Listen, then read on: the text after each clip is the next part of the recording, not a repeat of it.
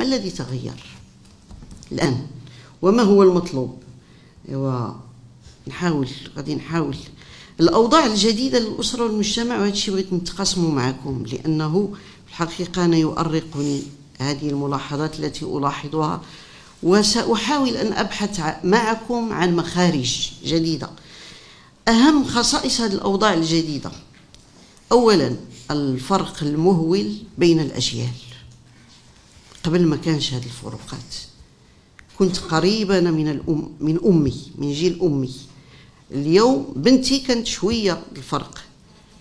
أعتقد بأن أحفادي سيكون هناك فرق مهول بين الأبوين وبين الأبناء، ولذلك نراها التشنجات بين الشباب وبين الأجيال وبين الآباء ديالهم.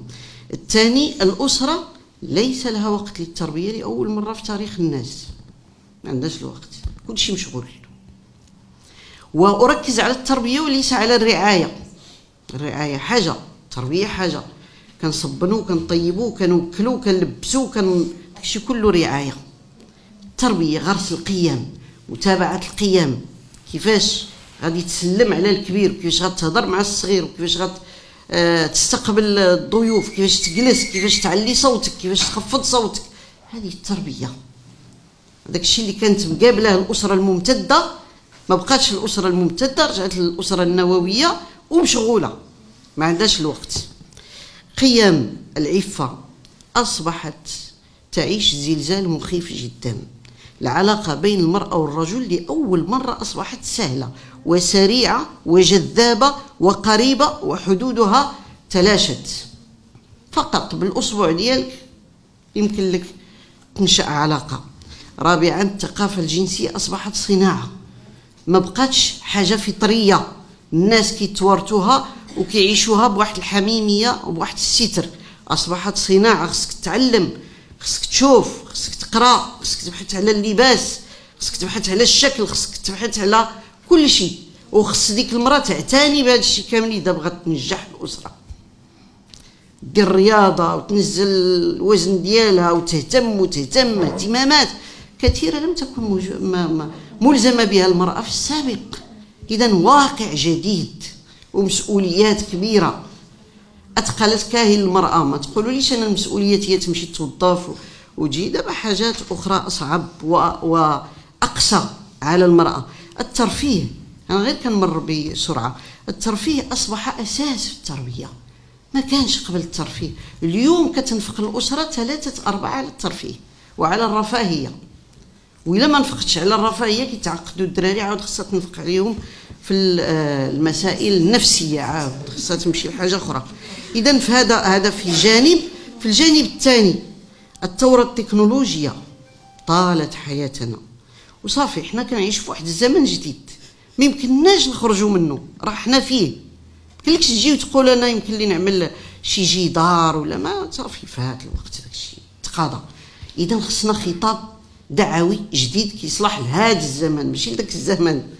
باقي حنا انا كنحس بان الخطاب الدعوي في الغالب ديالنا باقي ديال الثمانينات التسعينات ل2000، ما قدرش يوصل لهذا الزمن هذا.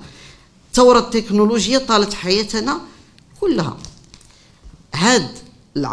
مرينا من عصر الحوسبه في الثمانينات التسعينات الى عالم الايفون، مرورا بالفضائيات والعالم الرقمي اللي مفتوح عليك. فين هي داك التلفزيون اللي كتخلي ولادك يتونسوا به؟ دابا راه عندك الحروب في الدار، خصك الشياطين كلها مفتوحه عليك. في التربيه خصك تكون واحد الانسان ما كينعس ما كيغيبش، باش ما تغيبش عليك الفلاتات. في الليل انت ناعس الله اعلم واش هما ناعسين. ايوا تعيا كيعرفوا كيفاش يردوا السي الشيخي، واش انت اللي غتوريهم. اذن وصولا الى انترنت الاشياء، والقادم اصعب. انترنت الاشياء الذي يبشر او ينذر بان كل شيء في حياتنا سيدخل في عالم الانترنت. الاثاث والملابس، غتلبس حوايجك وغتوقف حدا المرايه وغتبدا يقول لك واش مناسبينك الجو الطقس اللي على برا ولا ماشي مناسبين. تجلس كتاكل والشوكه اللي كتاكل بها كتقول لك شحال عندك ديال الغرامات السكريه تما وشحال كذا، واش داك الشيء مناسب لك ولا ماشي. اذا دخلنا في عالم جديد. الدراسات تقول انه بحلول 2020 سيكون حجم سوق انترنت الاشياء هو اكبر سوق بضعفين في العالم. المعلومه اذن اللي كنا هي التي تجمع حولنا الناس بشغف لم تعد مهمة. وجود المعلومة اش غيعملوا بها الناس وما عندهم المعلومات؟ كتجيب انت معلومة كيقول لك هو معلومات. اذا هذه المعلومة ما نبقاوش حنا مركزين عليها في الخطاب الدعوي ديالنا. اذا المعلومة اللي كان الداعية والمثقف والعالم يقدمها للناس تجتمع حولها العقول والقلوب وبكل احترام وبكل علين يقدسوا ذاك العالم لانه كيجيب لهم معلومات ما كيعرفوهاش. اليوم اصبحت لها طرق اقوى وامتع واسرع من الطرق اللي كيمتلكها هذا الداعيه في زمن الانترنت. اذا ما الذي سنقدمه دعويا في ظل كل هذه التحديات القيميه والتكنولوجيا؟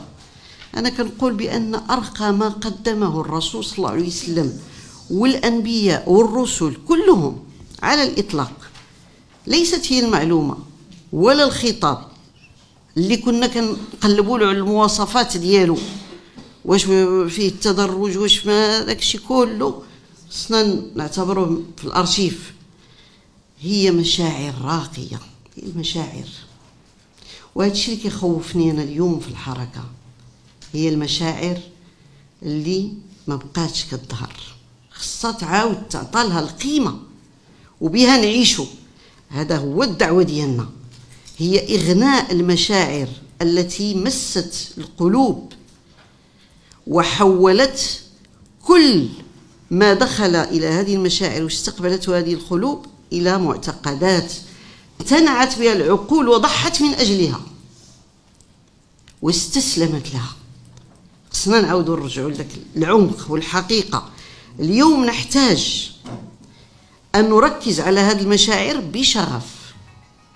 فلذلك الرسول صلى الله عليه وسلم كيتكلم على المتجالسين فيا، أو الحديث القدسي المتجالسين فيا والمتحابين فيا. عاودوا نرجعوا الاجتماعات ديالنا والمجالس ديالنا هذا العمق، هذه الحقيقة، هذا الروح إلا بغيناها تكون ناجحة.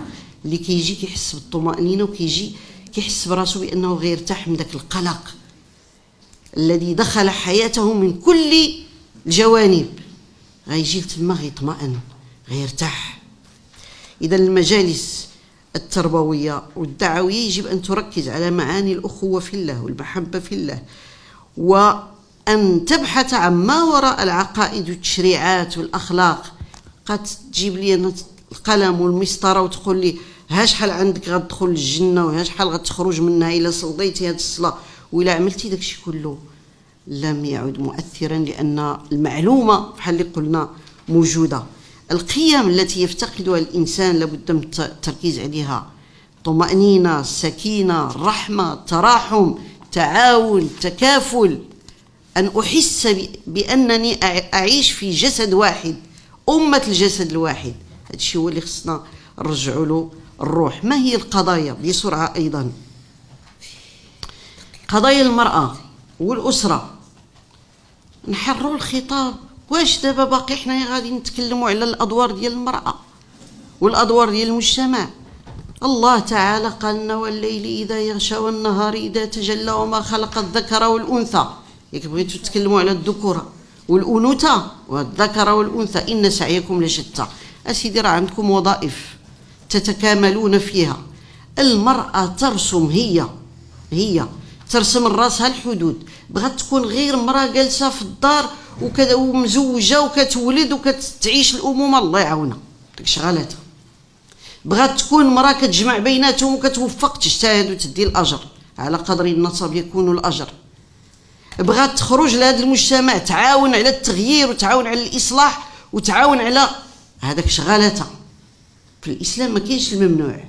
اللي عندها الغريزه ديال الامومه كبيره تعيشها، الله يعاونها، هذاك هو الاجر ديالها اللي عندها. واللي عندها الاحساس بهموم الامه وبغات تساهم وبهموم الانسانيه تساهم قد الطاقه ديالها وقد القدرات ديالها. حتى واحد ما كيلزمها في الاسلام، ولكن هي تلزم نفسها، ويمكن تلزم نفسها مع الجماعه التي تنتمي اليها. هذيك العمل المدني ولا ديك الجماعه ديالها ولا ديك الحركه اللي تما كتلزم النفس ديالها. ايضا لابد ان نركز في المجالس ديالنا على العلاقات الزوجيه، اللي انا قلت لكم اصبح الجنس صناعه. علاه ما كتكلموا دابا ملي كتكلموا على العلاقات الزوجيه؟ خصكم تستحضروا هذا الشيء. تكلموا على ديك المراه التبعل وحسن التبعل، عنده اشكال جديده، ما بقاش عنده ديك الاشكال القديمه. العلاقات بين الجنسين، حنا في مجتمع مختلط، اللي بغى يعيش بوحده ويعيش في مجتمع ماشي مخلط، ماشي هنا ماشي في المغرب، خصو يقلب له فين يعيش.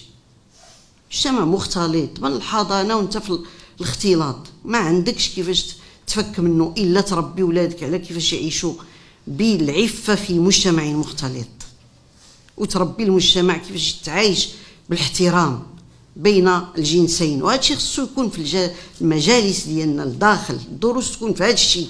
العلاقات الوالديه، واش هي كتجي الام كتبقى تقول لك وكنطيب وكندير ماشي داك الشيء اللي كطالبين ولادك اليوم. اليوم طالبين الامان العاطفي، الاشباع العاطفي، هذا هو اللي عندهم فيه المشكل.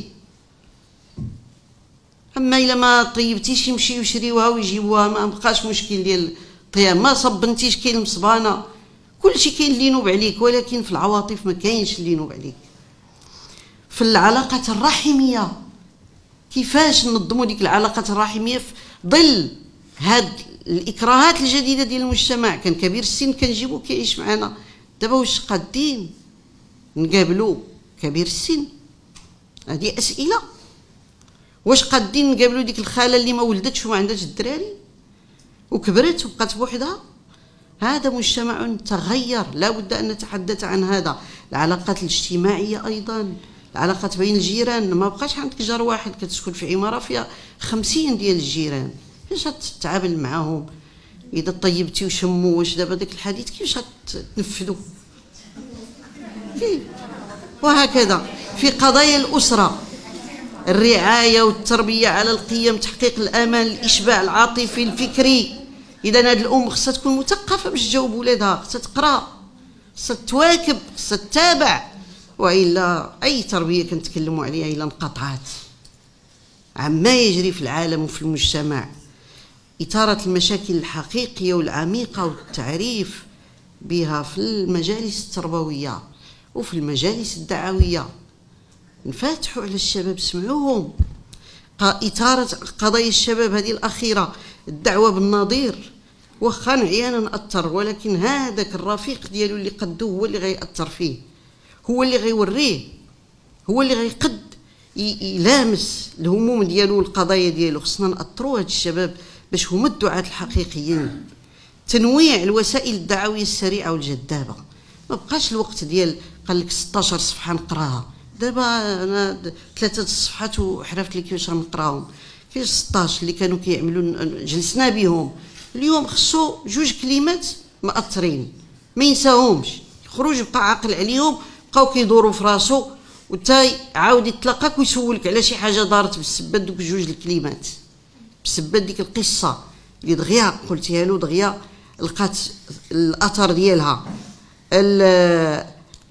هذه الوسائل منها التي تعتمد المصاحبه، بقاش الاستاذ يلقى الدرس الشيخ والمريد، داكشي تقاضى. الانشطه اللي فيها بالنسبه للشباب، الانشطه الحركيه والوجدانيه والرياضه، نقول لكم بان اكثر الانشطه اللي حضرتها مع الشباب اللي كان فيها التاثير هي غير كنجرد ديك الشابه وكنحضنها وكنقول لها عجبتيني، كنرجعوا صحاب. واخا نبقى نهضر 100 عام، كنعمل حركه وحده فتأدي تفي بالغرض. كنشوفها مهمومه كنعيط لها، كنقول لها انا كنحس بك حزينه، علاش بنتي؟ كتبدا تبكي. خصك تمشي للمشاعر، تما القصة كتبدا. الصداقة والتواصل، مجموعات قضايا الفكر والثقافة، الرفع من اهتمامات الأفراد والناس. اليوم هناك مشاريع وهناك شغل لا يتوقف على الإنسان باش يرجع كيهتم غير براسو، أناني، ما عنده غرض لا في وطن ولا في عدالة اجتماعية. تا تمسو هو ديك العدالة عادي ينوض يهضر ويقلب على الهيئات الحقوقية باش تعاونوا، ماشي باش يخدم فيها. كيف يمكن أن نرفع هموم الناس باش يهتموا بالوطن ويهتموا بالعدالة الاجتماعية ويهتموا بالأمة ويهتموا بفلسطين؟ هادشي كان سهل في الثمانينات التسعينات، اليوم أصبح صعب. فأسأل الله سبحانه وتعالى أن يتقبل منكم ومنا جميعا، وأن يجعلنا رحمة على بلدنا وعلى هذه الدعوة، وأن يوفقنا لكي نؤدي مهامنا ونستمر في أداء رسالتنا في واقع جديد وفي واقع لا أخفيكن أخواتي الكريمات بأنه صعب. الله سبحانه وتعالى يتقبل من الجميع، والسلام عليكم ورحمة الله تعالى وبركاته.